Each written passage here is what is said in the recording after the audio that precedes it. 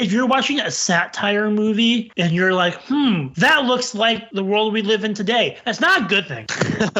that shouldn't happen. That's not satire. That's how things are. How is that satire? That's not good. You've crossed the threshold.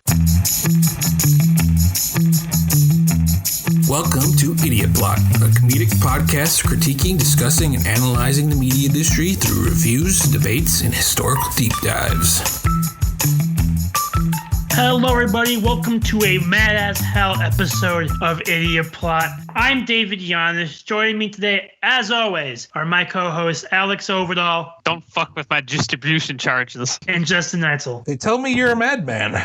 On today's episode, we're going to highlight a movie that is kind of a forgotten classic, at least in my eyes, that's finally available on a mainstream streaming platform. Hallelujah. And that Network, the 1976 classic. We're going to discuss our thoughts on it and break it down. But first, guys, the Oscar nominations are out. Ooh. I know, it's that time of year, right, where we get to see all the movies that are supposed to be good that we haven't seen yet. Pretty much. So look at all the stuff that, I mean, it's better than last year, which was a bunch of movies that you couldn't see. Yeah. And it's like, wow, these are really good. It's a shame I couldn't see them until the Oscars are here or over. Yeah. So looking at the list for a lot of these movies, you can see a lot of these movies right now. At least not necessarily in a theater. Most of them are on streaming services or from streaming services. So let's break down some of the nominations. Let's start with the big one, Best Picture. So for the nominees for this year's Best Picture Award are Belfast, Coda, Don't Look Up, Drive My Car, Dune, King Richard, Licorice Pizza, Nightmare Alley, The Power of the Dog, and West Side Story. Can I say one thing quick? Yeah. These are way too many nominees. I know.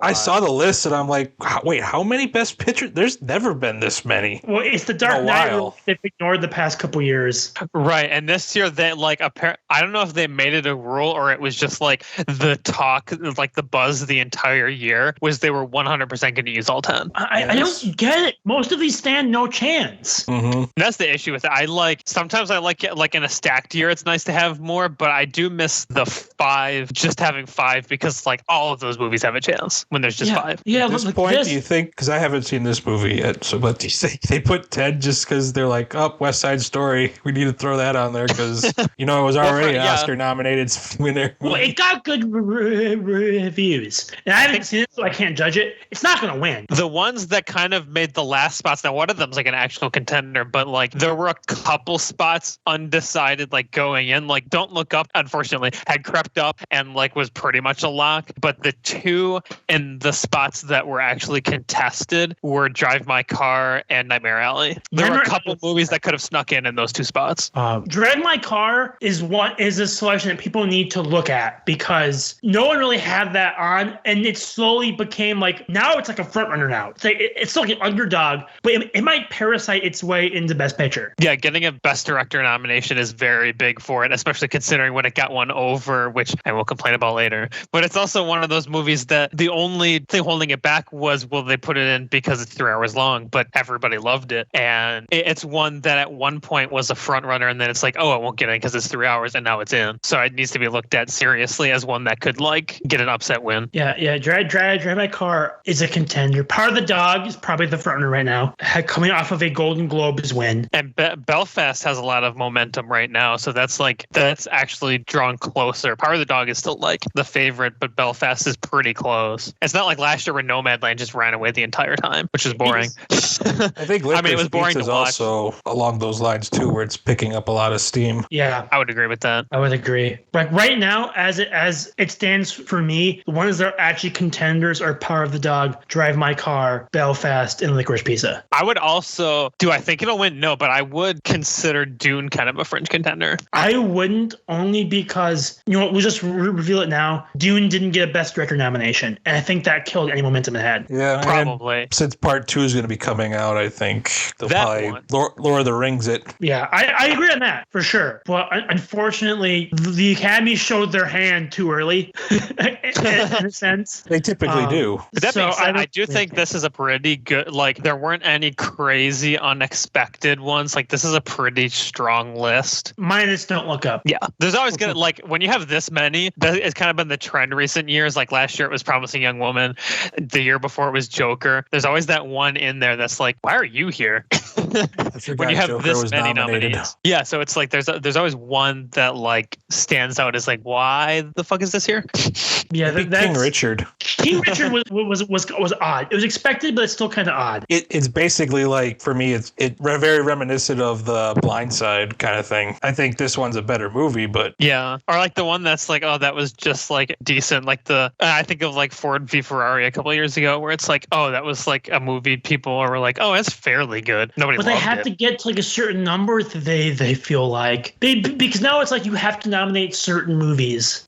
Otherwise, people get upset. Which was the Dark Knight. It's probably so they could bring in all these people that are just like casual movie going. People are like, "Where's Spider-Man? I want that to win Best Picture." But that wasn't even casual movie people saying that. Like actual like film journalists want Spider-Man to get a nomination. I don't know why. Thank God it didn't happen. Which, as you heard me say, it's not on this list, and nor should it be, in my opinion. Great. Like I haven't seen all these movies, but I don't think it was good enough. No, it doesn't deserve to be anywhere near this list. Let's look at some other categories here. For actor in a leading role, we have Javier Bardem for being the Ricardos, Benedict Cumberbatch for the part of the dog, Andrew Garfield for Tick, Tick, Boom, Will Smith for King Richard, and Denzel Washington, The Tragedy of Macbeth.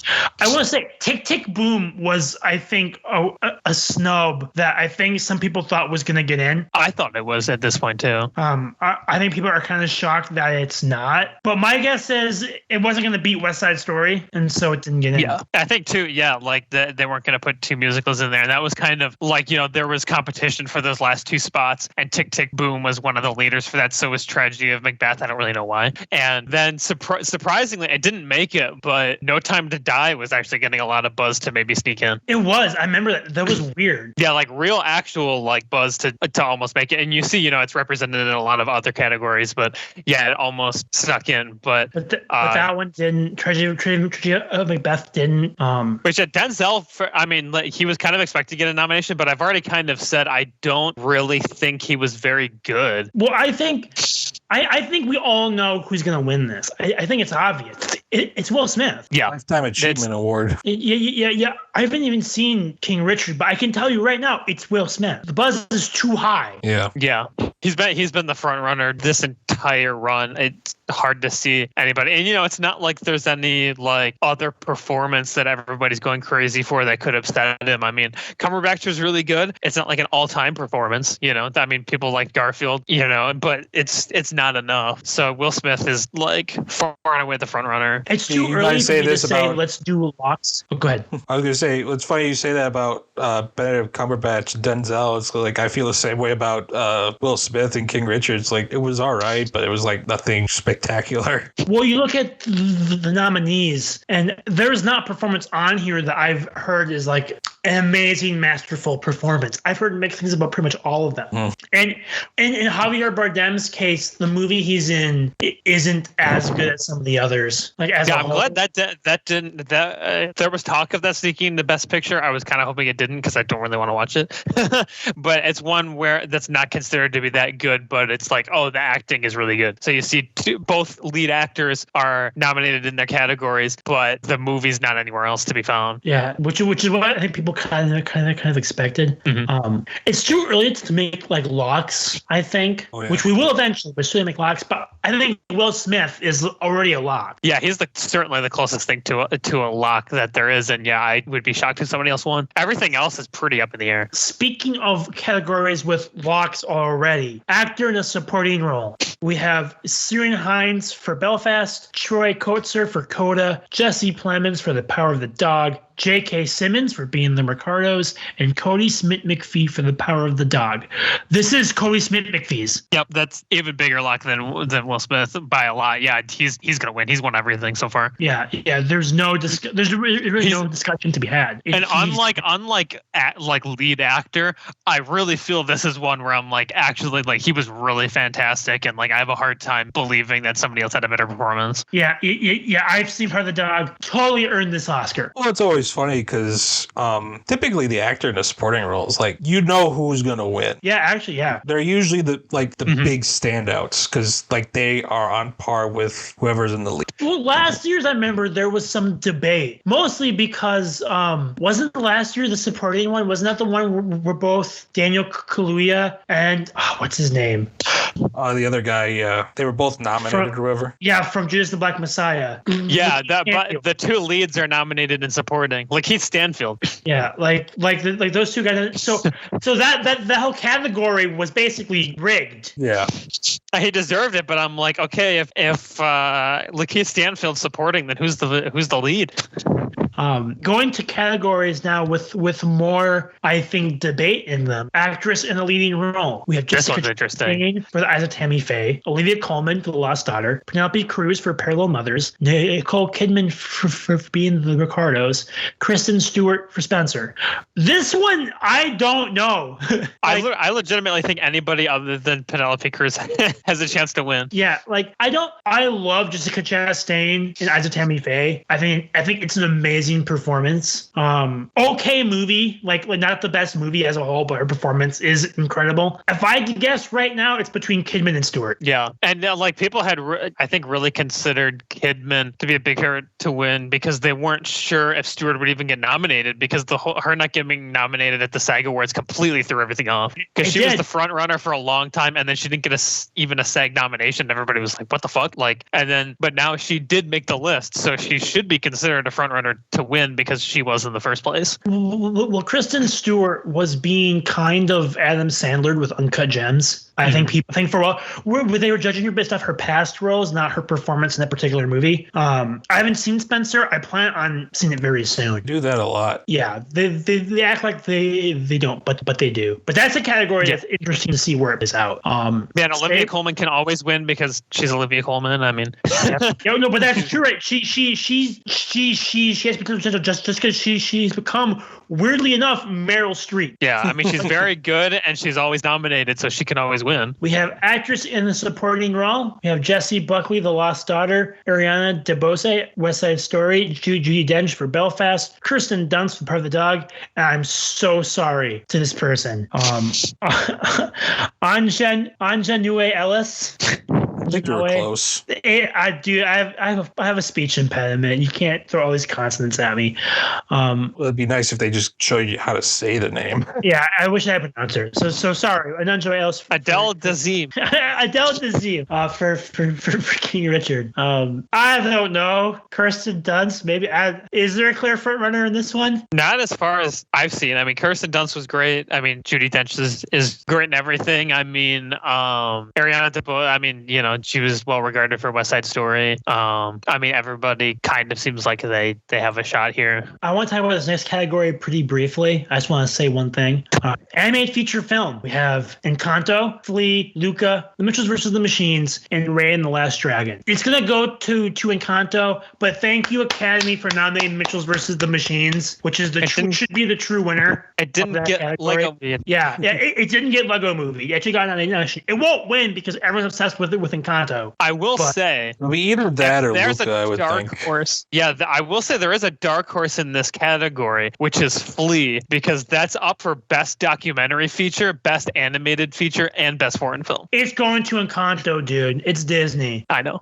You always bet on Disney. Well, that's why I also said possibly Luca, because that's Pixar.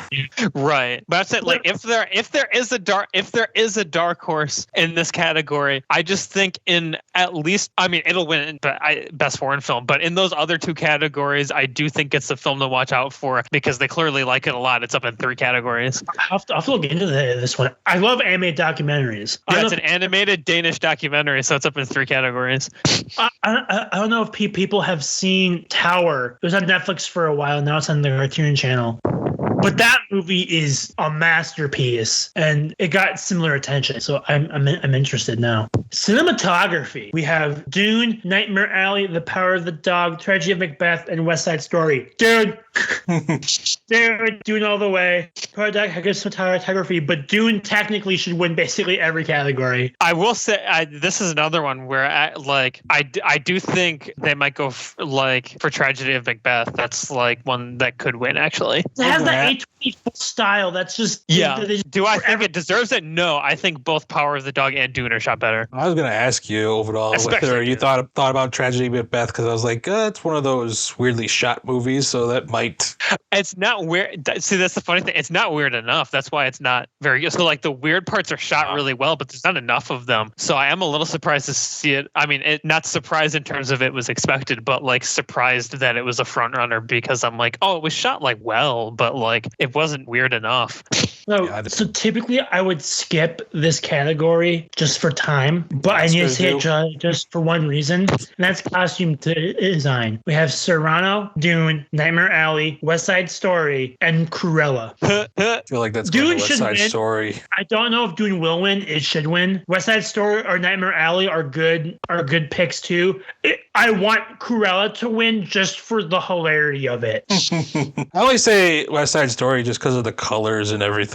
Honestly, I think Cruella might actually have a chance now that I think about it. It actually might. It does, because they're like, ooh, flashy dresses. I think I think production design should go to Dune, but like costume or makeup, hairstyling, like that could go to like one of these other films like Cruella. No, this is one we should get to, because we should talk about this one for a little bit. That's Best Director. You did save this. The nominees right now are Belfast, Kenneth Branagh. God, come on, guys. Ryusuke Hamaguchi. That was wrong. I'm sorry. That was wrong. Sounds right.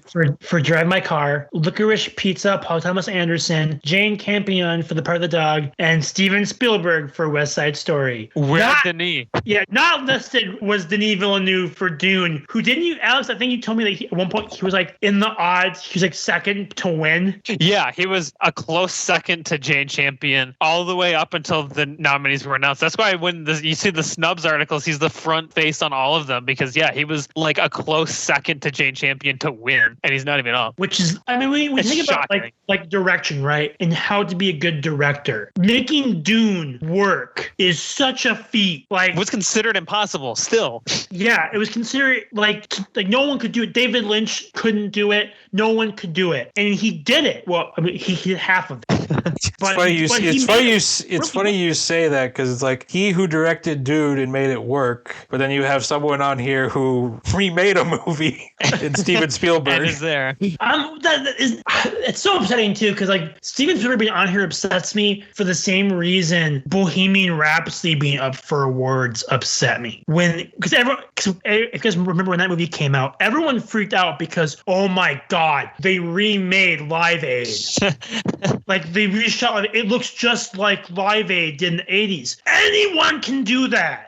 We could do that if we gave us a budget. Yeah. Every cinematography course in college has an assignment where you redo shots of movies and redo real shots. It's not hard. It's not an accomplishment. Especially when you could look up a YouTube video and find the baseline. Yeah. He's up because he's Steven Spielberg, and he's like one of the great directors of all time. It's cool that he's been nominated in how many different decades. He did not deserve it for this movie. He just remade a movie that already won Best Picture. Yeah, he just and it's not like he changed the setting or changed the plot like Baz Luhrmann did with Romeo and Juliet. Like he didn't like change it stuff. It's the same fucking movie. Yeah, it's ridiculous. Now I really don't see anyone beating Jane Campion unless we get that Drive My Car run. Is an interesting pick. people who don't know how to read Oscar nominations might be like, why is that important? It's important because it like all of a sudden now Drive My Car overnight now has a really good shot of winning a bunch of stuff. And this is a really good tell. It means it's probably going to win. I mean, same thing too with international feature film, right? It's going to win. Right. Like Drive My Car, Flee, The Hand of God, Lunaha, A Yak in the Classroom, and The Worst Person in the World. It's going to be Drive My Car. Why wouldn't it be? It's up for Best fucking Picture. If it's up for Best Picture but doesn't win international feature film, then what the hell's the point? Yeah, and then why is it there? If it wasn't the best international film, then why is the best international film up for Best Picture? So yeah, it'll win. It's like what Beauty and the Beast got nominated for Best Picture, and everyone's like, well, that's going to win Best Animation. Yeah, but no, animation was that category back then. All right, they made a category after that, or Well, it took like almost a whole decade after. Or was it Up that was also nominated for Best Picture? Up was nominated for both. And everyone was like, well, Up won Best Animated Picture. It's also like, that happened with Parasite, obviously, ended up winning the big prize. But also remember last year, Another Round. How did I forget the name? Yeah, because that's a really good movie. Yeah, Another Round was up for Best Director and Best Picture. So it was Another Round was not up for Best Picture. Wasn't? It was not. It should have been, but it was not. Oh yeah, it wasn't. But he was up for Best Director. What the fuck were they thinking? How is he up for Best Director and it's not up for Best Picture? I don't understand. To say for Promising Young Woman. I thought that was up for Best Picture. I want to talk about one other category quick in detail because I'm so mad, and that's editing. We have Don't Look Up, Dune, King Richard, The Part of the Dog, and Tick Tick Boom. Don't Look Up should be nowhere near this category. I saw someone say something about that. It's like Bohemian Rhapsody getting nominated for Best Thing. Yeah, so that fucking won, and it's the same thing. It's just cut. Dude, I cannot wait to dissect Don't Look Up. I won't do it this episode. I cannot. You need us to all be equally angry. Yeah, I cannot wait to tear that movie apart. I get that people like it, and it's a difficult movie, I think, to talk about because what it's talking about, people are very passionate about. And like when I crap on Don't Look Up, I don't want to attack people's passions.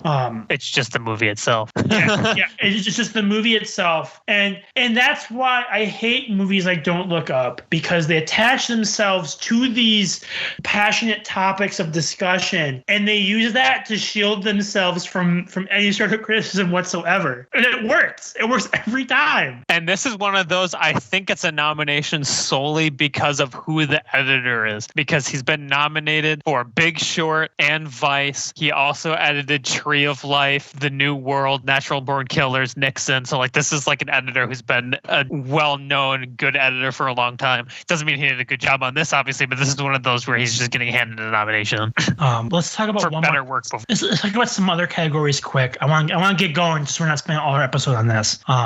But writing, adapted screenplay is Coda, Drive My Car, Dune, The Lost Daughter, and The Power of the Dog. Quick thoughts on this? Power of the Dog is going to win. I love Dune. The screenplay is really impressive. To adapt something like that again is very difficult, but that's more of an impressive feat in direction and as an overall film. So I think, Drive My Car does have a chance to upset. Coda's supposed to be very well written, but yeah, I think Power of the Dog is the one that has all those, like you said at the top, like all the complexities and has a lot of deep themes, and I think that's the one that's going to win. Writing original screenplay, we have Belfast, Don't Look Up, King Richard, Licorice Pizza, and The Worst Person in the World. Belfast probably is the front runner. I think so. Probably. The brand Renaissance. Don't Look Up on here again is just wrong. Also, I will say, kind of speaking of Belfast, so there are two interesting historical just kind of tidbits about the nominees. First is that now that he's been up for screenplay, Kenneth Branagh, believe it or not, has the record for the person nominated in the most separate Oscar categories ever in their career. Interesting. Because he's been up for actor, 8. The record of 7 was held by Laurence Olivier and Walt Disney. What are the categories? Do you have them? He's been up for actor for Henry V, director for Henry V, and now Belfast. Picture for Belfast. Screenplay for Belfast. What was the other one? Best supporting actor, best live action short film, best adapted screenplay. Dude, Kenneth Branagh's career is like so so bizarre, especially now because like as of it's recording, he has 2 movies in theaters at the same time. And one of them was shot before the other years before. It's Belfast, Death on the Nile. But like you look at his like filmography and like his critical scores for his movies, it's peaks and valleys. It's wild. It's really weird. He decided. Well, at first he was like, obviously he's not like the level of this person, but like he was kind of like new Laurence Olivier, where he started with a bunch of Shakespeare adaptations, got a bunch of Oscar nominations for directing and acting for it and writing, and then went off a fucking cliff. Well, because you're right. Because all those Shakespeare adaptations, he did Belfast, then did Murder on the Orient Express, which I actually like that. Also did Thor, Artemis Fowl, Jack Ryan's Shadow Recruit, just like really weird choices. Live action Cinderella. That's right, he did do that. Yeah, what a strange career. I mean, now he's coming around to award stuff again, but it's very weird. Hey, I'll give him credit. He's turning it around. It's not like he's still producing crap. Yeah. No, but like Artemis Fowl came out like a year or 2 ago. Like, and that's regarded as one of like the worst movies ever made now. I just don't think he should work with Disney. After you mentioned all those things, I'm like, okay, that was Disney. That was it. Maybe he just shouldn't work with Disney. That is true. I mean, Thor, Cinderella, Artemis Fowl. Thor wasn't Disney. Oh, right. At the time, it wasn't. Yeah, Thor was Paramount, and I think he's technically in Infinity War 2, which gave him some sort of record, I think, in the MCU as well. He was in Dunkirk. He wasn't Dunkirk. He's not a lot. He's a guy who I guarantee most people don't know his name, but he's in a bunch of shit. But you've seen him. You've seen his face. Yeah. And he's in Harry Potter as well. Oh, yeah. I love that everything about Kenneth Branagh right now is he's in this. Oh, right. Oh, that's and right. That. Oh, yeah. I will say, I plan on seeing Death on the Nile. I want to do one fun story quick, though. Like Murder on the Orient Express, I like that movie. I'm saying this because she's listening probably right now to this podcast. But like my mom saw that movie, and for like the following like tour, to show you how Kenneth Branagh's filmography kind of is, we watched Murder on the Orient Express, and for the next 2 years, maybe even longer, every time my mom would see that movie, she would go, "I really want to see that movie." And she'd already seen it. I saw it with her. I have to remember every time, like, "You saw that movie, Mom. I was there." And she's like, "Oh, yeah. What happened in it? Like, there's a murder on the train." There's a murder on the Orient Express. I wonder what happened. You. I will say also, real quick, the second interesting fact is that Licorice Pizza was made by MGM, which is the first time a movie MGM produced and like made themselves as a production company has been up for Best Picture since Rain Man. When was Rain Man? Like 88. 90s, wasn't it? Oh. We probably shouldn't talk too much about Rain Man. I think you're qualified. No, I am. Hey, just because our friend Jeff made that poster of me in Rain Man with him. Anyway, the Oscars are Sunday, March 27th. We are planning on doing something for the Oscars, possibly a live stream, a watch party, so y'all can come and see the results with us. We're trying to figure out exactly what we're going to do for that. We have some ideas we've been tossing around. For sure, we'll have picks. For sure, there'll be bets probably, and there'll probably be stakes on winners and losers. As long as I don't have to watch a movie you had to watch. Yeah, we'll have some prop bets and stuff too. I plan on getting some vengeance on this. I will make one prediction though for this year's Oscar show, if I can. The awards will probably definitely be in the usual order that they usually are. You don't think Best Actor's going last again? I don't think it is, unless one of them dies. Unless Will Smith dies between now and then, I think it's fine. I thought you were going to make a proclamation that someone will screw something up and read the wrong name. No, see, I feel like that will never happen again. No, that was a once in a lifetime event. Which was one of my favorite memories in college, was me and you, Justin, watching that, and then me, because Alex, I think I turned the TV off. Yeah, and we're like, dude, go back, like turn it on right now. We're like, why? Like just do it. And then half the freaking audience is on the stage. I'm like, what the fuck?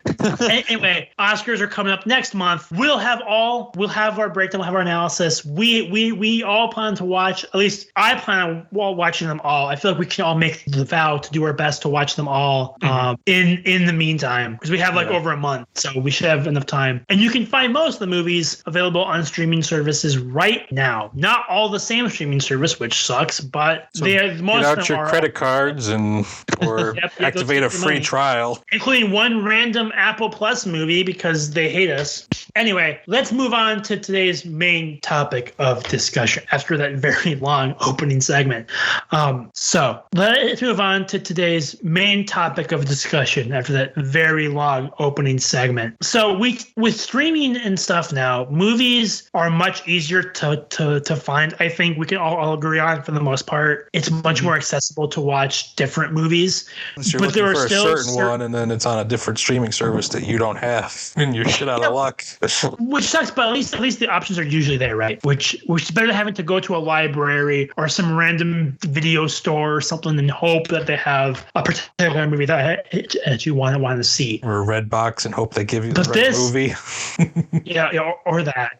But sometimes there are movies that are not on a lot of streaming services or not easily available on streaming services. Alex, I think you always talk about, was it Judgment at Nuremberg is one that you don't have to buy it. But one of them, which I've been trying to get people to watch for years now, is Sidney Lumet's 1976, I'll call it now, Masterpiece Network. Mm-hmm. It's finally available on HBO Max. If you have HBO Max, you know someone who does, you can finally watch it without having to pay for a rental, even though I'd say it's even worth that.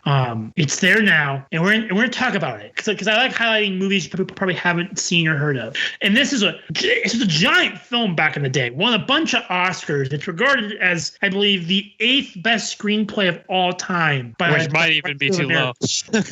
Was Alex? Which might even be too low. Yeah, it might even be too.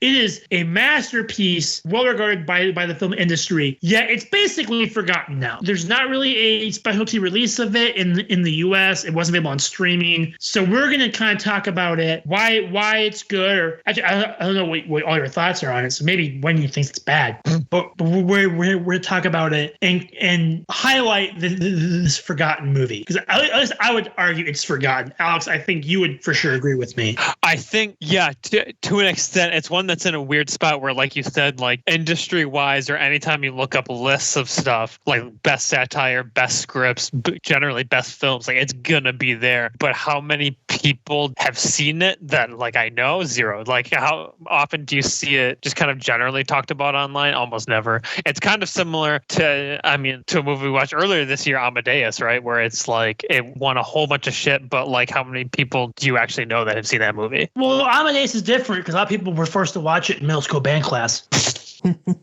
But yeah, it's one that I would agree that has been a little forgotten and definitely should be. Well, it didn't help that you see it on these lists, but you can't find it anywhere. Mm-hmm. What good is Network being put on the WGA's top 10 scripts of all time if you can't find it and watch it? You gotta take my word for it. Yeah, basically, the fact that it's not on HBO Max, which I thought it was gonna be on right away, and in fact took almost 2 years of the service being up for it to be on there, is shocking to me. It would be honestly, for ones like this, it would honestly be nice to see.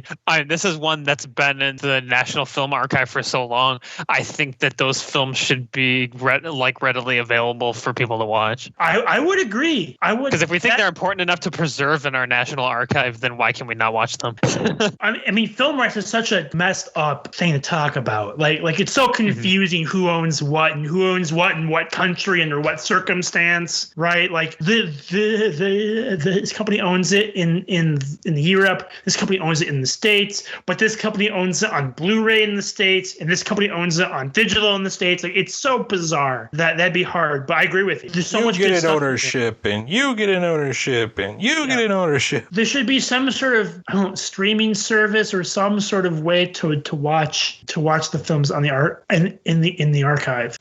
So network, if you haven't heard of it, and most of you probably haven't, or at least you probably have heard the line I'm about to say, which is "I'm mad as hell and I'm not going to take it." I'm sure we've all heard that phrase. That's probably the only thing I really knew about this movie before watching it. And some people don't even know it came from this movie. So what Network is it is a movie about this network news anchor. His name is Howard Beale, and he has low ratings. He's about to be canceled. And one day he goes on TV and says, "You know what? They're canceling me, so I'm going to kill myself in 1 week on the air." And what that starts is this cycle of Howard's mental decline and the station using that as a means to boost their own ratings, because he's up there saying a bunch of crazy stuff, calls himself the mad prophet of the airwaves, and the station runs with that because people love it. People are angry, they're divided, and he's speaking to them. It's a heavy critical think piece satire on news as entertainment and kind of how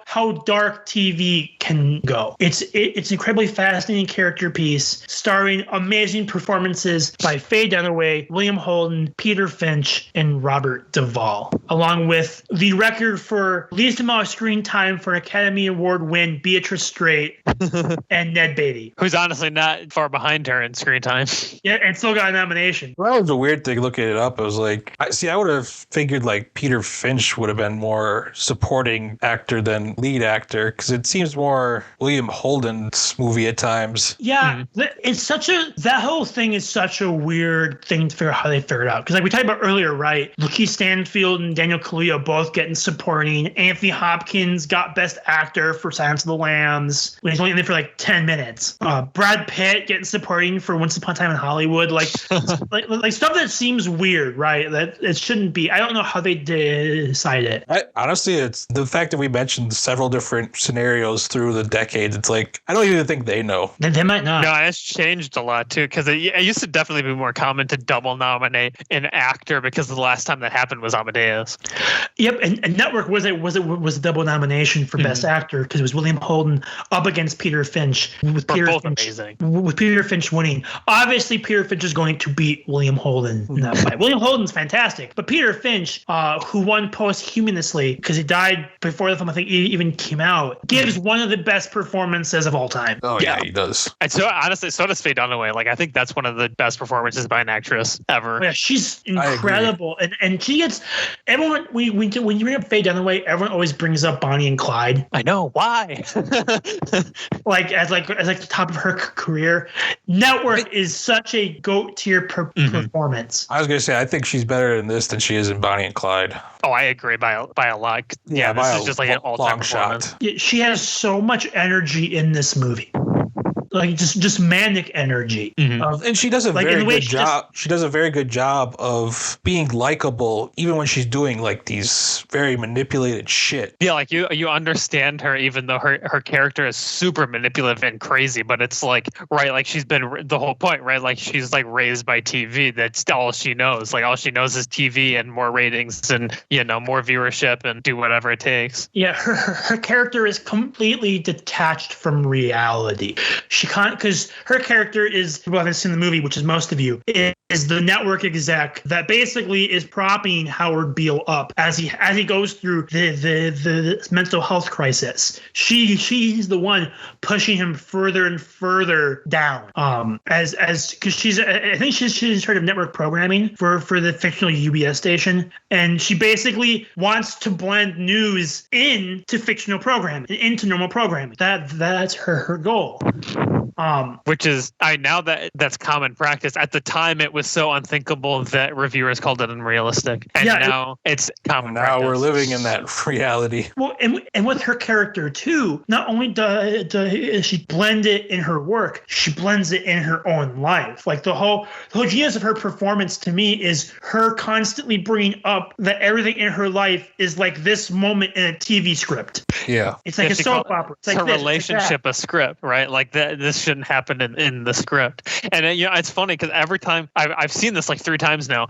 Every time I start watching, I'm like, the romance subplot is well written, but I don't know how well it connects. And at the end, I'm like, it connects perfectly because she views it like a TV show, but it's not. Yeah, she can't think and emote in real life terms, in real actual like human emotion. It's insanely well written. Paddy Chayefsky, who we talked about I think last week a little bit. Yeah, his character writing is so incredible with this movie. This movie is like it's a character study, but it's also not like a character study. It's kind of bizarre. It does things that only satire can do. It kind of it manages to feel very like grand in scope in terms of like the satire and its targeting, and makes like the whole scenario feel huge, but it's also very focused and character targeted. Like it also feels very zoomed in. It's very grounded. Yeah. Yes. Well, being completely utterly ridiculous and simultaneously hilarious in scary ways.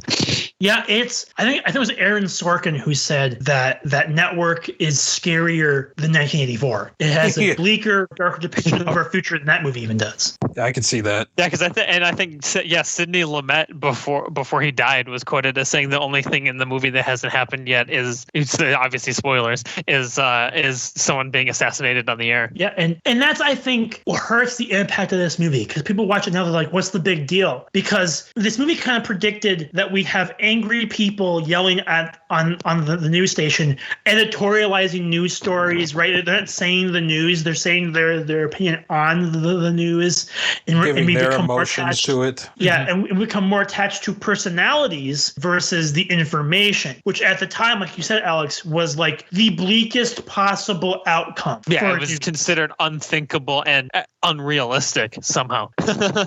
And now we have, Sean Hannity, Rachel Maddow, Alex Jones. Like it's commonplace, not necessarily in like local news, but like you go on cable news, and the news sites that you find at the airport. Yeah, basically the stuff you watch when you're waiting for a flight. It's all editorialized. It's all opinion mixed with fact, and lots of angry fear mongering. And just the prescience of it. Like, not only was that not happening and not happening in cable news, cable didn't exist. Cable did not exist when this movie came out. Yeah, and it also has too. What I think of when I watch it now is it has how being bought out by certain companies is also affecting the message that's being told on the air. Because at first they've been bought out by this new company that then turns them over to programming because they want to maximize profits, and that company gets bought out, which affects even more of what he can say on the air. And not only that company's being bought out by a foreign power. Yeah, which sparks Howard Beale to go off against that merger, only to be converted to support the merger when his "and you will atone." Such a good damn scene. Such a good scene.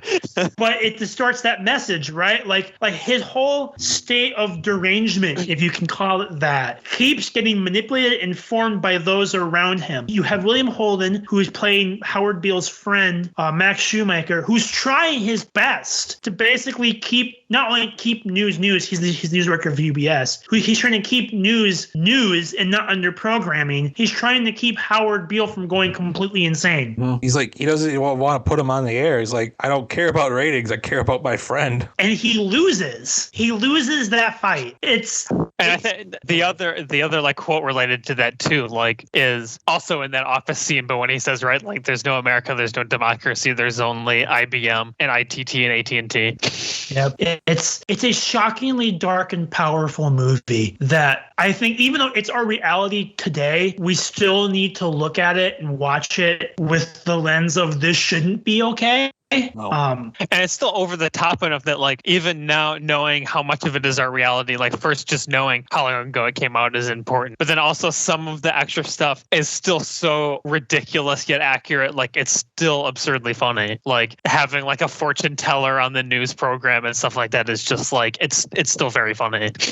One scene we should talk about, Alex, which you have said to me multiple times is one of your all-time favorite satire scenes, is the scene where Fideli's character, one of her big subplots in the movie is she's trying to have this show where she follows this communist, I think you can probably call them a terrorist group. Yeah. Or some form of communist organization where she's following them around as they commit crimes, telling their story.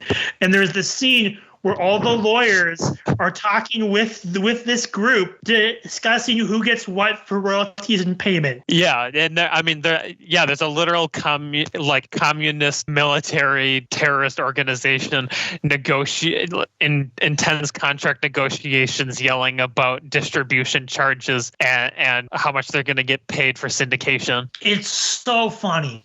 It's so ridiculously funny. And the guy shoots the gun in the air. Give her the fucking over-under clause. It's such a ridiculous scene, but it plays into what the themes of the movie are, which is everything becomes scripted. Everything becomes fake. It becomes TV. Yeah, and it's at that point it's influencing rebel or terror groups and what they're doing because it's got to be in the script. It's like when you tell and people, how everyone if you boil it down, they're in this case they're negotiating for money. How much power, money, or viewership or those things have. Well, it's like when people find out reality TV is fake. It's like, wait, what? Yeah. Yep. Exactly. Yeah. And this existed before reality TV. Yeah. Right. But it's kind of like that. Yeah. And talk about TV's influence over it, right? Because they're doing it because you have the Communist Party of America is now in it to make money, which is funny in a dark sense. But it shows. I think it shows the influence or the fear that people had of the influence of TV. Because you go back to the 70s, even before that. When we think of film and TV now, we think of them as together with this weird symbiotic relationship, right? You have TV spin-offs of every movie. You have film actors and TV actors are the same thing. Mm-hmm. That was not always the case. Yeah, back in the 80s or whatever, when being a TV actor was a death sentence for a movie career. Well, this is the 70s too. Filmmakers hated TV. They hated it with a passion. They thought it was stupid with no artistic merit, and it had potential to do the things like the movie said it would. And sadly, the movie prophesized a lot. Really, yeah, a ridiculous amount. and I think some would say that kind of lessens the impact because it's no longer a dark foreshadowing. It's now just what we all know. But that should make us more terrified, right? Yeah, I was going to say, it should scare you that this movie was made back in the 70s and now it's kind of it's pretty much reality now. I think too what keeps that impact from dulling is that it's gone from this could be our future. The fact that it's now our reality is the movie, also because it's such a great script and a great film. It also talks about the consequences of that you can see in your own life and in people around you, and you realize the consequences that have happened as a result of this movie being right. If you're watching a satire movie and you're that looks like the world we live in today, that's not a good thing. that shouldn't happen. That's not satire. That's how things are. How is that satire? That's not good.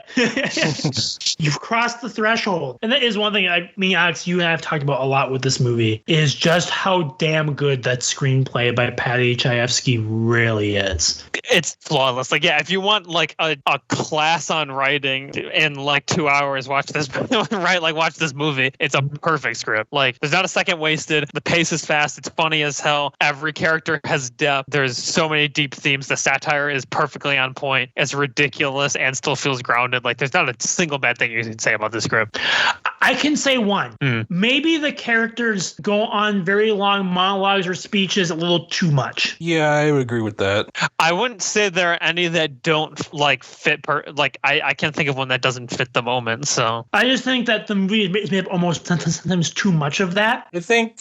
But that said, the dialogue is so fucking good in those. It's kind of hard to say they're bad or wrong. I'd say probably Howard's first big monologue on the new show or whatever kind of seemed like it went on a little bit too long. But other than that, I thought the other ones were pretty good. Well, I never say Howard's ones were bad because that's the best parts of the movie, in my opinion. I agree. I was thinking of one of Howard's that was kind of it kind of went on a little too long for me. Well, To me, it's more of like the scenes between Faye Dunaway and William Holden are just each character has a monologue, and he has a monologue, then she has a monologue, then he has a monologue, then she has a monologue. He has a monologue to his wife, and then sometimes that can be a bit much, but it's so well written. I can't say it's bad, right? Right. It could have just been cut a little. And partially, I think the writing is how people like Beatrice Straight got an Oscar for this movie.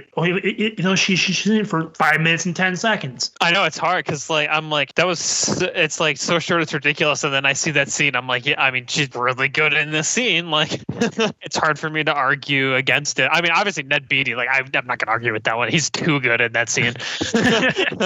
That's a one scene Oscar that's like 100% deserved that nomination. That's one of the most famous scenes. That's like the only other quote you hear from this movie, right? Besides the "I'm mad as hell," like "You will atone" one I have heard before. Yeah, I've heard that too. So looking at the Oscars for this movie, it was nominated but lost for Best Picture, Best Director, Best Actor William Holden, and Best Supporting Actor Ned Beatty, along with Best Cinematography and Best Film Editing. Although it won Best Screenplay written directly for the screen or original screenplay. Best Supporting Actress for Beatrice Straight, Best Actress for Faye Dunaway, and Best Actor for Peter Finch, who, like William Holden, in any other scenario, gives an Oscar-winning performance. But he's up against Peter Finch in the same movie, who gives a better performance. Imagine having to choose Best Picture between this, All the President's Men, Taxi Driver, and Rocky. Was that this year? Yeah. Yes. God. I was just looking up Glory is year. there. like the answer is yes to all. Like, right? Like who should win? Yes. Yeah, I was just looking up really this Oscar to see who was all nominated, and I'm like, all of a sudden you reading off the names, like, oh shit. Yeah, like this is literally. I said this is like top 10, probably top 5 script of all time for me. I don't know what I would pick for Best Picture between this and All the President's Men. Like that's such a good movie. That's like how difficult this is. So like that's why it didn't win more. And I think if it had been released and nominated in a different year, maybe it wouldn't be as forgotten as it is. Maybe it is because that year was just so absurd. That's possible. Well, you also got to look at the other factor is it's an old movie. It's a 70s movie. People are like, that's old. I ain't watching that. Granted, it's not black or white, stupid. But people are still like that, you know?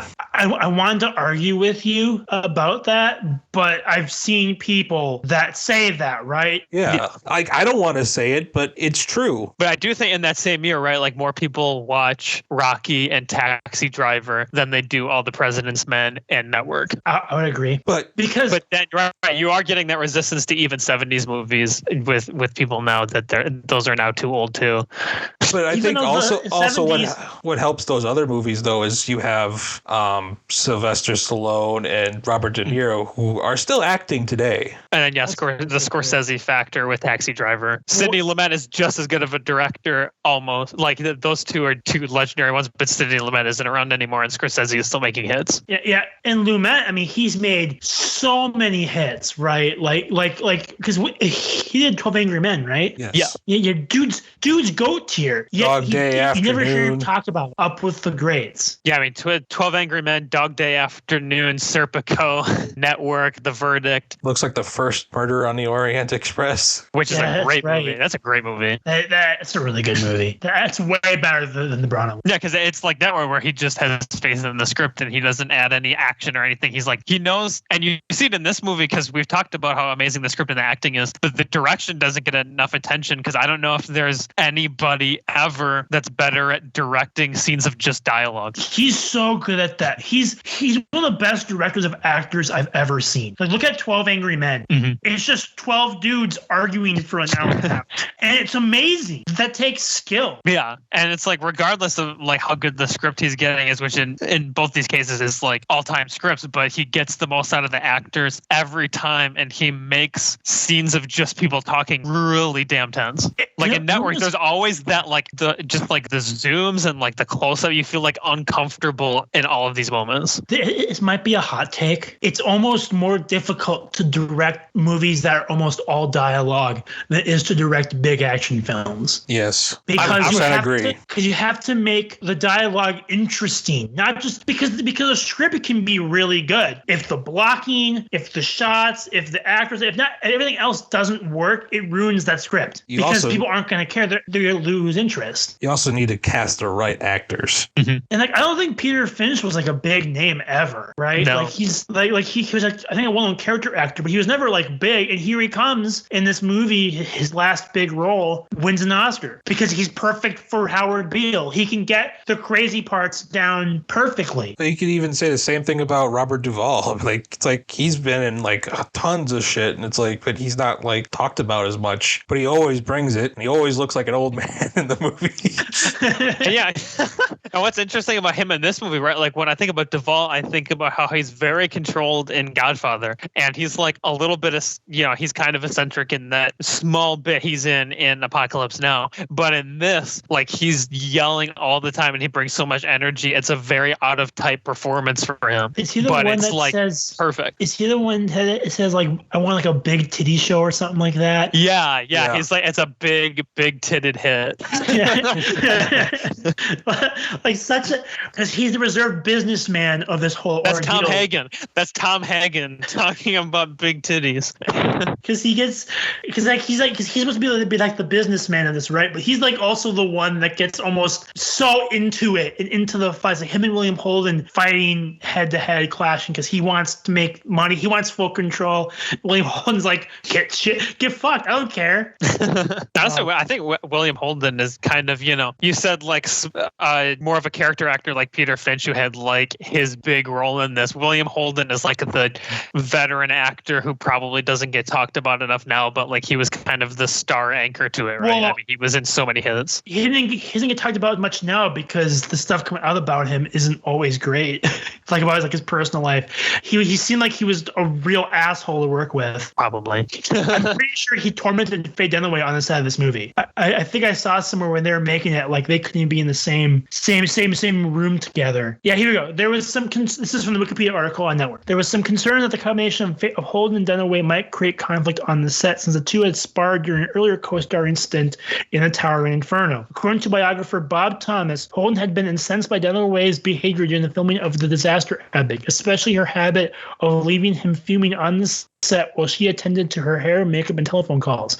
One day after a 2-hour wait, Holden reportedly grabbed Dunaway by the shoulders, pushed her against the soundstage wall, and snapped, "You do that to me once more, and I'll push you through that wall." Jeez. Which, I mean, not great. However, if you want a performance in a movie like this, getting two people that hate each other, not a bad idea. That's what Bringing Up Baby did. Not Bringing Up Baby, shit. Whatever Jane. Happened to Baby Jane. Yep. Bringing Up Baby was a very fun set. Not like Whatever Happened to Baby Jane. Not to crap on William Holden with that story, but like I've heard that I should reiterate. William Holden, from what I can see, was never like Me Too'd or anything. Like not anything that bad. Just sounds like he was very volatile to work with in a lot of circumstances. Yeah. So I don't think that's why he's forgotten. I think it's mostly that, and like he's usually in the movies he's in kind of the anchor character, and there's someone else with the very flashy performance in it. Like, I mean, Bridge on the River Kwai, I mean, it's Alec Guinness. Even though William Holden is also in that. And Sunset Boulevard, obviously it's not him, even though he's the lead. Yeah.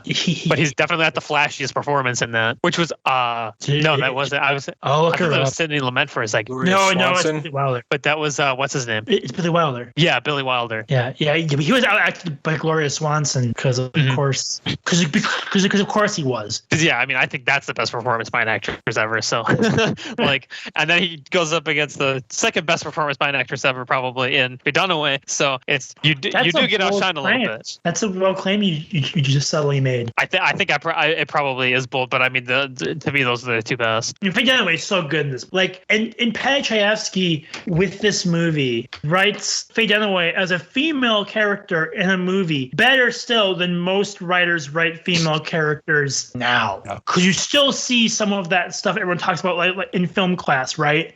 She's hot but doesn't know it. Yeah. Yeah, she talks with this veracity, but she doesn't know she's being like I think she knows she's hot in this movie. Like she she uses it because she's like when they sleep together so she can get ahead or manipulate him or whatever. She's like she knows. But that's like a human portrayal of an arguably inhuman character. Yes, and it's something that he is consistently good at because I mean he came up recently because of Marty, and in that movie that's an unconventional female lead in that movie that's actually unconventional and is like a lot different than you normally see, who's like actually not like in the teen novel way, is like actually a very average person in every way.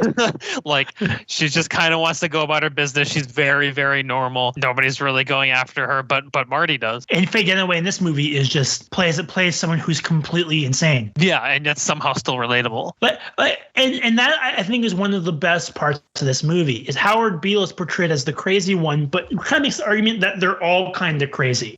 That they're all that in some ways Howard Beale is more grounded than the rest of them, even though he's really not. Because even William Holden, I mean, William Holden knows what he's doing is crazy. He knows that running after Faye Dunaway's character and doing all this stuff is stupid and it's gonna blow up in his face, but he does it anyway. So he's his own kind of crazy. Writing his book on the good old days of television.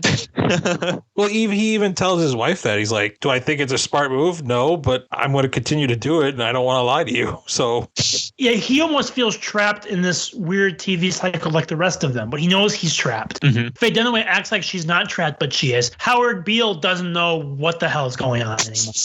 Well, he's seen the face of God. He's getting propped up. He's like, I'm just going to have fun, or not fun, but just I'm going to say what I'm going to say, and people love me. I've seen a visage.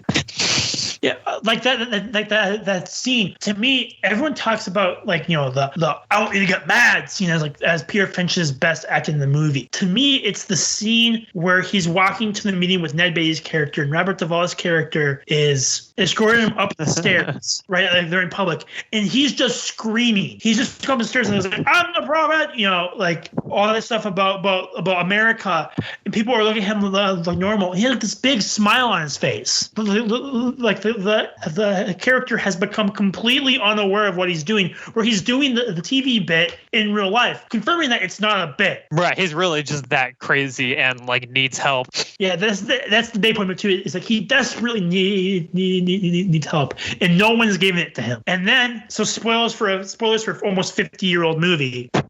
When the time comes and the ratings go down, but they can't get rid of him because the network loves him, they decided to murder him. And I think this time especially, I loved the scene where they decide to do it because, like, you think it's like an off-the-cuff mark that they'll all laugh about, and then maybe someone will go, "Oh no, really?" He's like, "Well, I guess we'll just have to kill him." Nobody laughs, and they all immediately take it seriously. Yeah, I'll admit, they all immediately are like, "How are we gonna do it?" I laughed, and I was like, "Oh right, it's satire.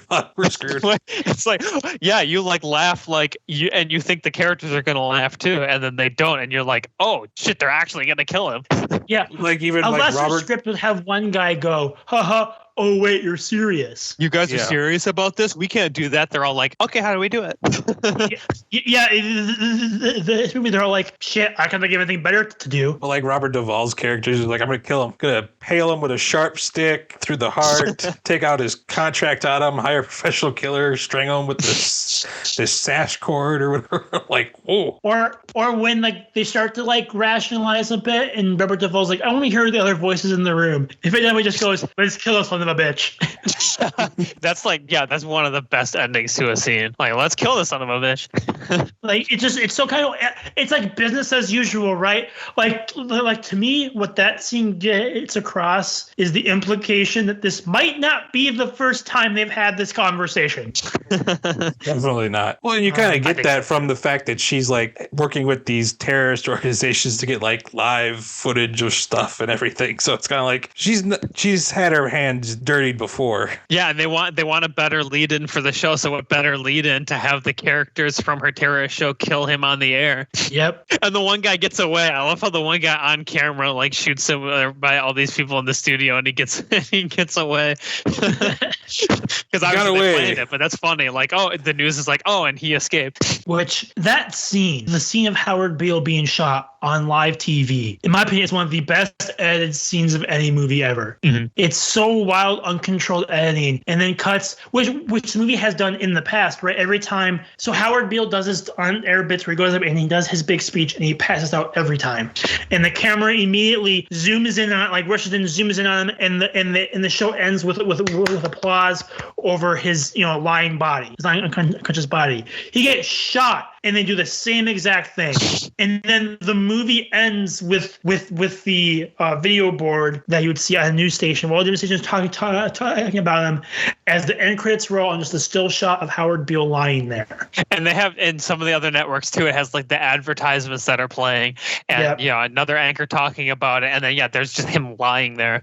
Yeah, it's so incredible with that in the movie, and plus, and then you get what might be the single greatest ending line of dialogue ever, which is, "This was the story of Howard Beale, the only man." Well, I think it's right. I think it's the first man. The story of Howard Beale, the first instance of a man who was killed because he had lousy ratings. Like, absolutely perfect way to end that movie, and then it ends with the news theme again. Like, it's perfect post production. Which, I mean, I love this movie.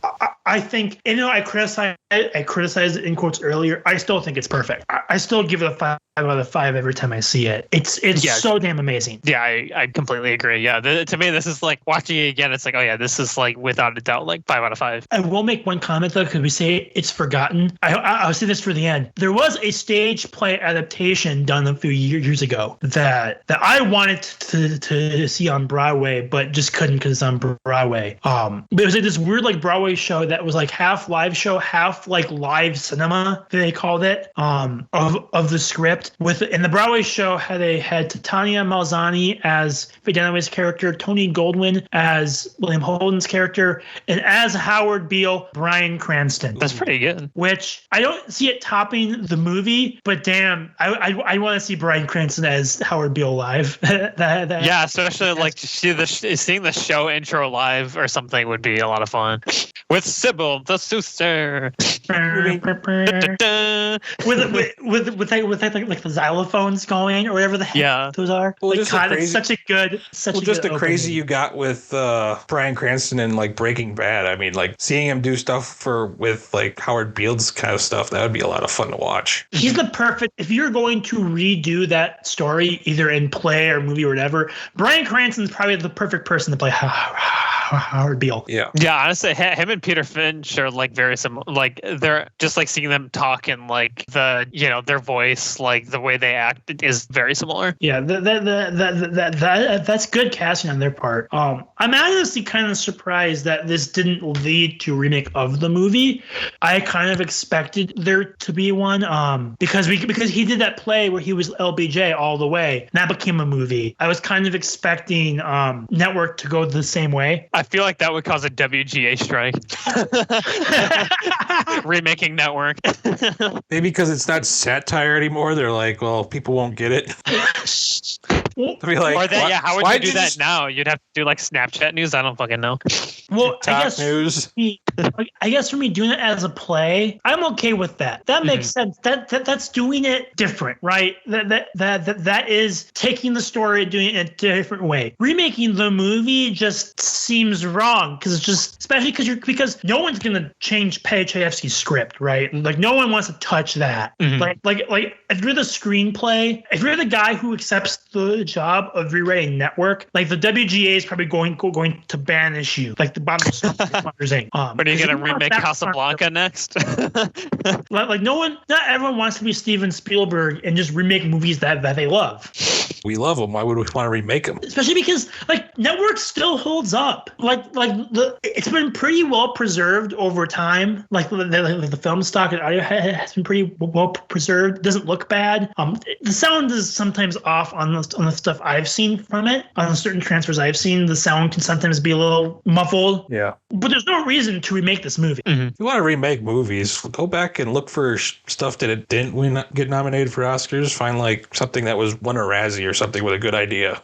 Well, especially with, I think the only motivation to remake this movie is so you could have Bryan Cranston play Howard Beale. It's the only reason why. I don't think that's good enough reason. I think a play would work better just for that reason, not remaking a movie. Yeah, and Bryan Cranston did win a Tony, so he was definitely well liked for his performance. I mean, it was award winning, and obviously it's going to be right, especially if it's the same dialogue. I mean, hell, anyone that can perform that dialogue is going to win awards every time. Definitely helps your case. Tatiana Melzani as Diana Christensen is an interesting choice. Yeah, I mean, I can see her doing well. I mean, nobody. It's also like, nobody's going to be Faye Dunaway, but like, I think she's a good actress. Well, that's because Faye Dunaway like took that dialogue and made it her own. Like the Howard Beale stuff is so good that, I mean, yeah, Peter Finch is gonna be amazing, and no one's gonna really be able to top him. But other people can do it well. Faye Dunaway's performance, that's all on her. I mean, that's one of the greatest actresses of all time. Yeah, like she did a lot of the legwork.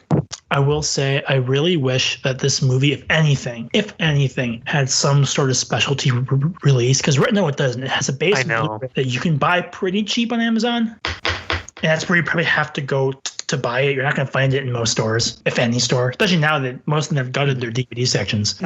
If it had like a Criterion, which I don't think would happen because WB has it, but like if WB did one of their big specialty releases for it instead or something like that, I think it's one that would also kind of get in the film circle discussion more again if it had one that was like flashy. Well, Arrow Video has the rights to it in the UK, and they made a specialty release of it, which has an amazing cover.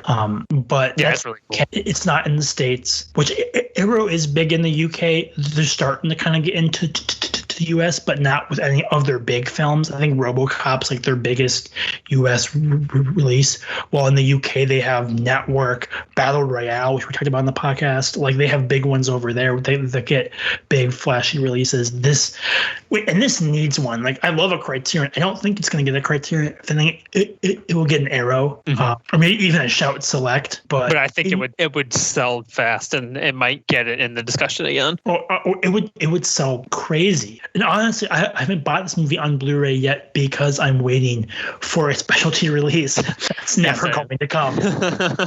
I'm like, I might just give in and then have to buy it twice, which has already happened to me with Elephant Man. 20 years later, I'm still waiting. I'd still wait. I mean, I think it's interesting because Warner is they seem to be very particular with who they give specialty rights to. And they haven't always been that way, but now they love to do things in-house. Obviously, Citizen Kane getting a Criterion 4K and Blu-ray recently is pretty shocking, honestly. yeah, it's a new trend for them, and it's pretty big because they haven't done that in such a long time. But I don't see that really changing anytime soon. I don't see any reason to believe that we're going to get a network release. Yeah, because Warner's kind of done less of them. I mean, they have the nice 2001 4K, but like back when they first started putting these out on Blu-ray, they did a bunch of really nice ones. Like, I mean, they had a bunch of kind of book style ones. They had the Citizen Kane box set. They had like a bunch of like really good releases, and then now they've kind of stopped. And they've been like, oh, we're releasing Best Years of Our Lives on Blu-ray for the first time. Here's the disc. It looks really good, but it's like it's just the case in the disc. Well, see, I think that's more of a trend from everyone when it comes to physical releases now. If you want a nice release, you have to go to a specialty company that does those exclusively. But any other time now, it's just a box and a disc that might have bonus features. It probably doesn't. Yeah, unless it's like Godfather. Good luck. Or even Warner. Warner has gotten worse because I've gotten some sets from them for their animation. I got their Tom and Jerry set and their Saturday morning cartoon sets, which are like the big ones that have like all like it's like compilations of their compilations basically.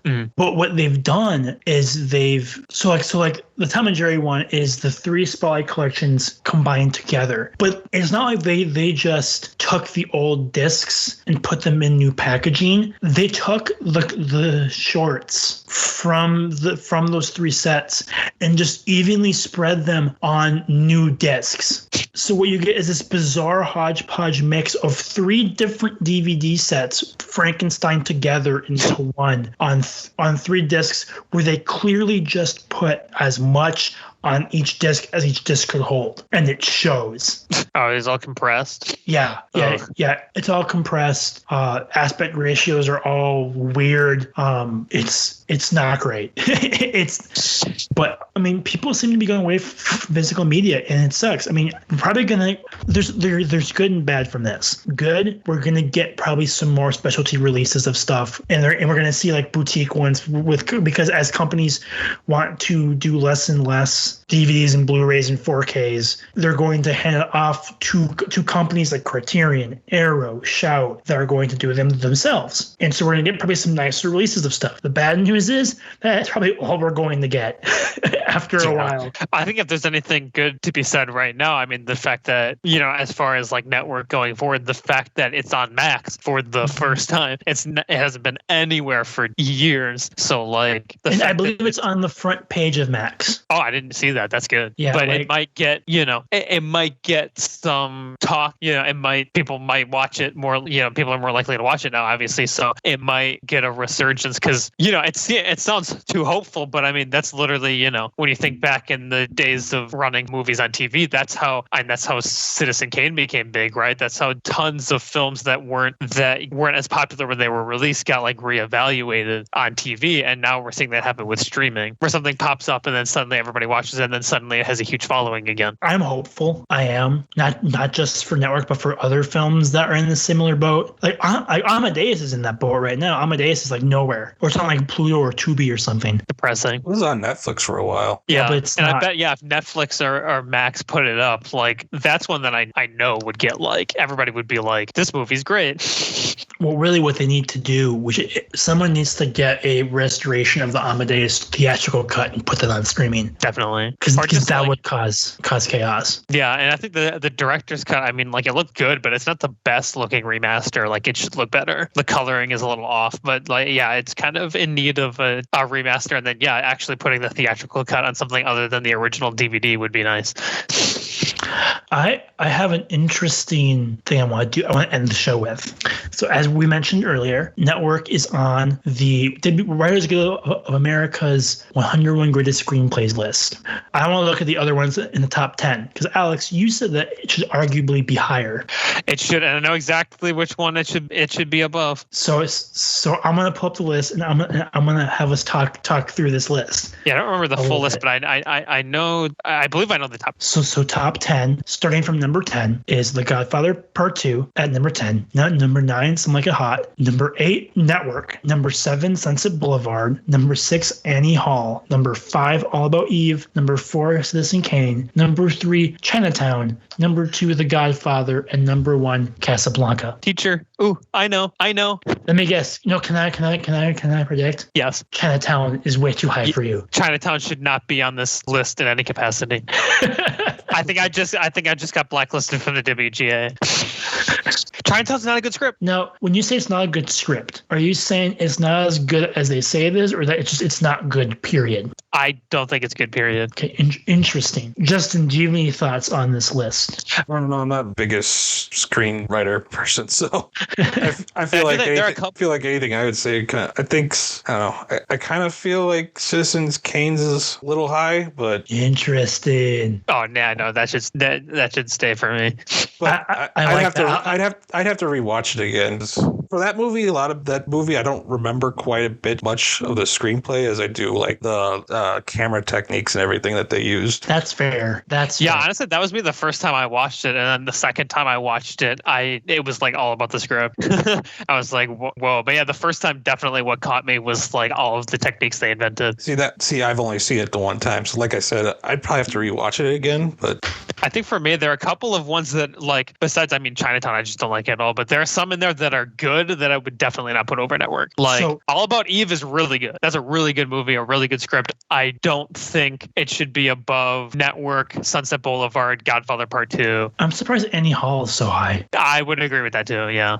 I mean, Casablanca at 1 makes sense. Godfather at 2 makes sense. Yeah, I mean, you know me. I would put Godfather at 1, but like, I mean, I'm not gonna argue with Casablanca. Are you kidding me? Like, that movie's incredible. Like, I'm, that's one of the best scripts ever. Like, that can stay there. I mean, I love network, but I also love satire. That's my favorite genre. Like, obviously, my favorite scripts will be satire scripts. Oh yeah, speaking of, where's Strangelove on that list? Strangelove is 12. Okay, yeah, I was like, that's gotta be close. Which is interesting because I believe Strangelove is the #1 Kubrick script on this list. Huh, yeah, I guess. Oh, that is interesting to think about. Like, would I say that's his best script? Probably. There are a couple movies I have ranked even higher than that. I mean, it's way up there, but like, would I say it's his best script? Probably. Yeah, I mean that it was an interesting discussion because we did the whole episode on Strangelove. People want to know our full thoughts on the movie, but when you think of Kubrick and you think of his writing, like Strangelove, I think is like his best writing, probably. Yeah, and I think 2001 also has a lot of fantastic themes. There's some really good writing in there, but I mean, that movie is completely made by his direction. Yeah, exactly. We also have just some highlights of the top. Let's go top 20 for some highlights of here. Finish this episode. So 11 was Butch Cassidy, Sundance Kid. 12 was Strangelove. 13 was The Graduate. 14 is Lawrence of Arabia. 15 is The Apartment. 16 is Pulp Fiction. 17 is Tootsie. 18 is On the Waterfront. 19 To Kill a Mockingbird. And 20, It's a Wonderful Life. All right, so I do actually have one there. I don't even know if I've said that I've seen this movie, but I do have. There are a few in there. I'm a little surprised aren't higher, but there's like one I'm surprised isn't there at all. So I do think The Graduate should be higher. Okay, maybe, but like that's hard because there's so many good ones right behind it, and like Lawrence. Part of me feels like it should be higher, but honestly, I feel like that's right where it should be. I mean, it's in the top 20. Mm-hmm. That's another one where like the script is incredible, that it is also made by its direction. Yeah, Lawrence. To me, when I think of Lawrence, I don't think of the script. I think of the direction. I think of the skill. Great script, really good script. Themes are amazing. Doesn't make the movie though. Yeah, I think that's a fair ranking. The one I think about for like script that we discussed is To Kill a Mockingbird, and that was one of my favorite books we had to read in school. Yeah, and that's a fantastic movie. That's a fantastic script, and so is now that I've seen It's a Wonderful Life. Yeah, it's like definitely deserves it. I mean, what doesn't? I've seen On the Waterfront. I have seen On the Waterfront. I don't know if I've literally ever talked about it because it's very okay. That movie is entirely, I know this is like a classic movie that I just think is okay because it's entirely made by its direction, which is very good. It has some iconic shots. It's very well shot. And I mean, Marlon Brando is incredible in it. The actual script is really, other than the fact that it actually gives you a look at like unions and like workers unions at a time where movies didn't, the actual story and characters and everything are very generic, with the exception of the line, I could have been somebody, I was a contender instead of being a bum. Everybody knows that fucking line. I do have a hot take I want to say quick. I don't know if To Kill a Mockingbird deserves to be on this list. That was a book? I think it's the missing script, but it's because of the book. It's not because of the script. It's because the book is fantastic. See, I thought that. I was thinking the same thing. That's fair, because there are ones like The Godfather's way up there, but that's very, like that's much different. I've read the Godfather. To Kill a Mockingbird is very close to the book. Different. Right, so Godfather deserves it, but like in this case, you're saying because it's so close to the book. Exactly. It would kind of be like, like Lord of the Rings being up there, like fantastic script. In fact, a lot of the most famous lines from that script are like invented by the writers, but like it's hard to put it up there knowing what it's based on. Yeah, like to me, putting To Kill a Mockingbird on that list is giving credit to the wrong people. Yeah, I was thinking that, but I wanted to talk about it since it was on the list, since it was there. I love that movie. It's a great movie, but that's not being really fair to Harper Lee. or maybe it is. I don't know. Well, to be fair, this list says who it's written by and it's based off the novel by Harper Lee. So I mean, yeah, which is fair. It gives credit where credit's due. There is actually one on here that's just looking at it in the 30s that I actually want to complain about. What's that? Let me try. Wait, help. Justin, what was that? I was going to try to guess which one it was. So it's one I think should be higher. Okay, guess. Usual Suspects. No, 30s. He said 30s. No, that's at 35. Oh, it is? Oh, it's in the 30s. Actually, I was going to complain about that. I was going to complain that Usual Suspects was here above Reservoir Dogs. I was going to complain about that. So, Dan, which one do you think I'm going to complain should be higher, David? Well, you said Usual Suspects, right? That one's good. No, he guessed. He guessed that. I didn't confirm yet. Oh, you said it. I mean, you love that movie. No, Third Man. Sweet Smell of Success. Damn it. Because the Third Man, I agree, is one of the best ever. But that's like, I feel like the screenplay ranking is fair. It's one of the best scripts ever. It's also like some of the best direction ever. But like Sweet Smell of Success is like, it's like Network in that it's like a master class on dialogue. Like there's a whole bunch of quotes from that you don't know are from that movie. Like if you look up the quotes from that movie, you'll be like, what the fuck? That's like a common expression. I will say that Usual Suspects being on this list at 35 and Reservoir Dogs not being anywhere near it makes me upset. See, you know me, I'm gonna agree that Usual Suspects should be here and should be high. Yeah, I know that you will. I love Usual Suspects. I like Reservoir Dogs more. I'm comparing them because they're very similar movies. Yeah, and I mean that it does surprise me a little bit that Reservoir Dogs isn't here, although they might be like, we can't do too much Tarantino. Otherwise, half the list would just be Tarantino. So they chose Pulp Fiction. Yeah, looking at this list, it's a lot of what you'd expect. What should be? Back to the Future. I think it's fine where it is. Where is it? 56. I think that's fair. Yeah, you can make the argument to be a little higher. I think it's fair, but it wouldn't surprise me to see it higher, especially like, I mean, seeing Fargo so high, not that Fargo isn't fantastic, but like I would probably put the Back to the Future script above it, honestly. I think The Wild Bunch should be higher. It's at 99. I'm just glad it's here. Yeah. I'm just glad it's here. Speaking of William Holden from Network, yeah. Dude, him and Wild Bunch, so him and Ernest Borgnine together, God, so good. But there's nothing like shocking on this list. Maybe Princess Bride being on this list is kind of surprising to me. Also, am I wrong, or is the most represented person on this list Ford Coppola because he also wrote Patton? He might be. Charlie Kaufman's on here a couple of times, I see. Don't know why. People love Kaufman, dude. I know. I don't know why. Yeah, see, that's the other thing that'll get me banned from the WGA if they find this tape is that I don't like Charlie Kaufman except for Spotless Mind. Have you seen Anomalisa? I have not seen that yet. Watch I thought you Anomalisa. liked that. Okay. Watch Anomalisa. I just need to wash the taste of his last movie and of being John Malkovich out of my mouth. How is Amadeus slower than Star Wars? Okay, yeah, now you've upset me. Well, I'm good. Where's Amadeus? Oh, fuck, 73. 73. Oh, god damn it. Yay.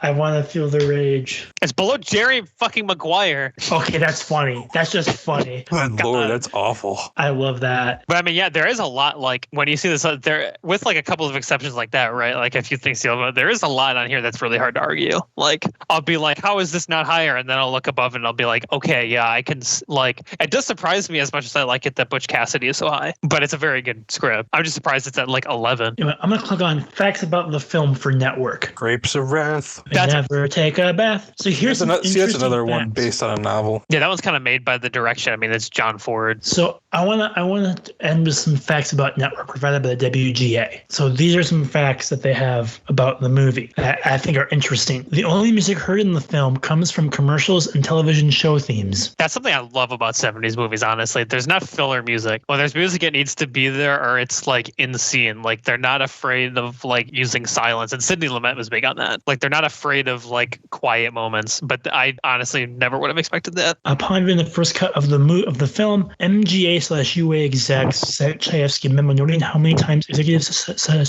expletives such as ass, son of a bitch, and a dozen or so other choice words were uttered by the actors.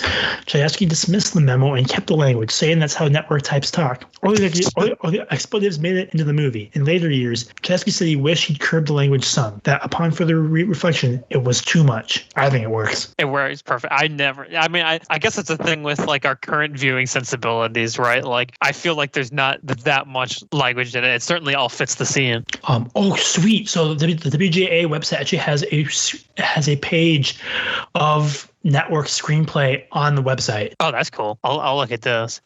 Which I'm sure they have it for all the movies then. Yeah, because I mean, you can also go to if you go to like the physical WGA, you can't leave the building with it, but you can read any script that has ever been produced. Why didn't we do that when we were in LA?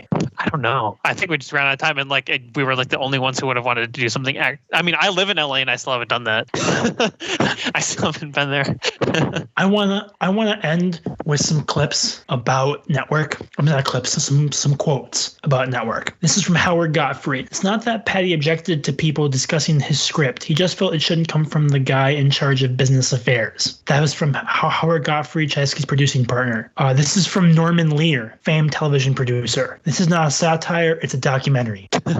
And from Gore Vidal, I've heard every line from that film in real life. And honestly, and to end, I have a quote from Chayefsky himself on the Mad as Hell speech. Everyone knows, right? The speech where he tells everyone to go out their window and say, I'm mad as hell, I'm not going to take it anymore. He says, I wanted everyone, every man, woman, or child to realize that they had a choice. I want them to know that they have the right to get angry, to get mad. They have the right to say to themselves, to each other, to the world at large, that they had worth, they had value. The speech wrote itself, because that was Beale's battle cry for the people. So with that, guys, final scores on that. I think it's a masterpiece. It's one of my personal favorites. I get it 5 out of 5. I also have it at 5 out of 5. I would agree. You recommended this to me, like 2 years ago now? And more. It was like 3 or 4 years ago now, probably. And yeah, honestly, every time I watch it, it gets better. So it's like absolute classic masterpiece. Like I'll be watching it many more times and still think it's just as good as I do now. I also gave it 5 out of 5. Yay! It actually took me quite a bit because I wasn't sure if I wanted to go 4.5 or 5, and I was just like, but like all my complaints were like literally like nitpicks, so I was kind of like, I gotta go 5. There's no objective reason why I shouldn't give it a 5. Honestly, this is when I think I started at 4.5 and then bumped up to 5, and now it's a good 6. And like there are those ones that just kind of stick with you, and that's what happened with me in this movie. So I get where you're coming from. Like I was in between as well.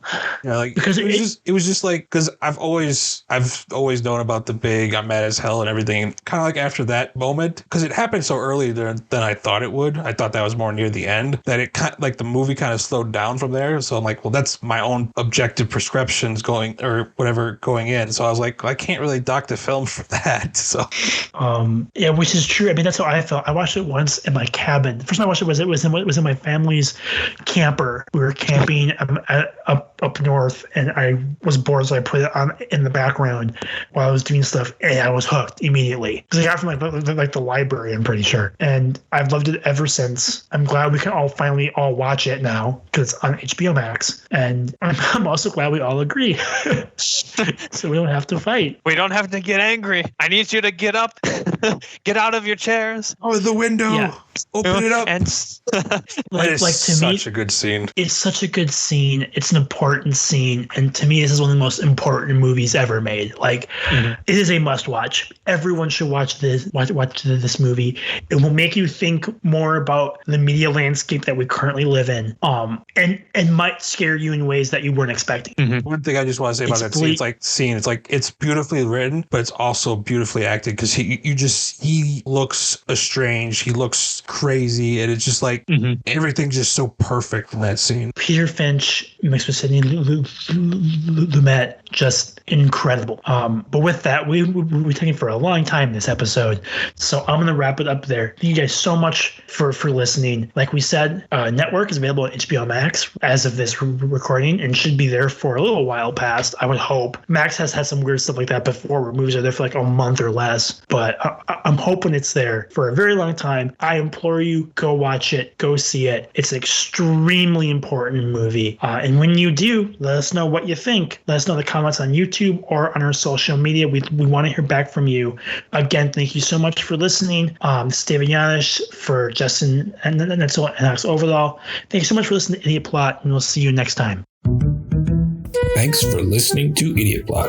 You can find us on Spotify, Anchor FM, Google Podcasts, and YouTube. Be sure to subscribe and hit the bell to get a notification every time we drop a new episode. Also, follow us on Facebook and Letterbox. The links are in the description.